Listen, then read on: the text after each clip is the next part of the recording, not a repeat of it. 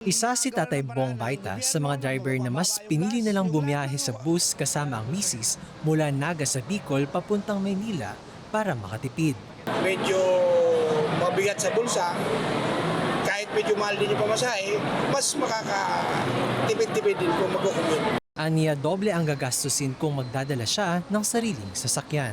Siguro sa one way, ang 3,000 mo baka kulang eh. Babalik ka pa, di ba, times 2. O kung mag-commute ka, medyo makakatipid nga. Si Christopher nakagagaling lang sa trabaho pauwi ng Cavite, laking menos kung mag-bus kesa magpagasolina. Kasi ang pamasahe ko naman dito, ano lang 75 eh. Kung para maggagas ako, 200 o depende sa gas pa. Si Chris Yasonia na patungo rin Cavite, mas pinili naman na gumamit ng kotse dahil aniya mas komportable bumiyahe kesa sa public transport. Hassle pag magbabas ka, palipat-lipat ka. Parang ganun din naman, same lang eh. Yung pagod mo magiging triple, makatipid ka nga sa pera.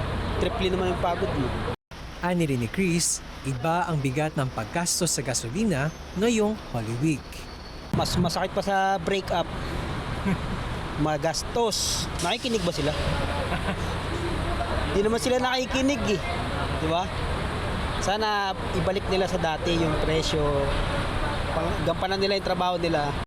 Kanya-kanyang diskarte naman ng ilang private drivers tulad ni Armand at kanyang mga kaibigan na nag-carpool para mas makatipid sa pamasahe na iisa rin lang ang hiling sa gobyerno.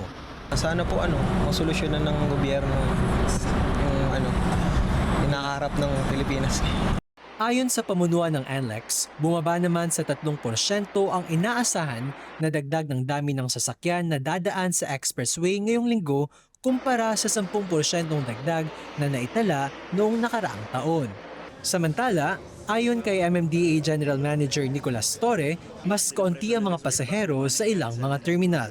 Well, sa ngayon, based on our monitoring, kumunti ang tao. Yan din ang obserbahan ng ating mga bus stations at sa mga terminals natin.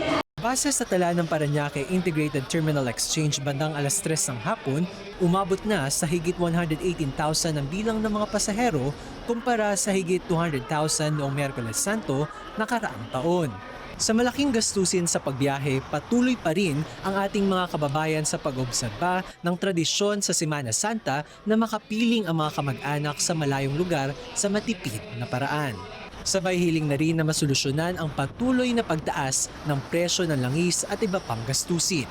At panalangin tumigil na ang sigalot sa gitnang silangan. Para sa impormasyong napapanahon at on demand, Jim Cantos, Newswatch Plus.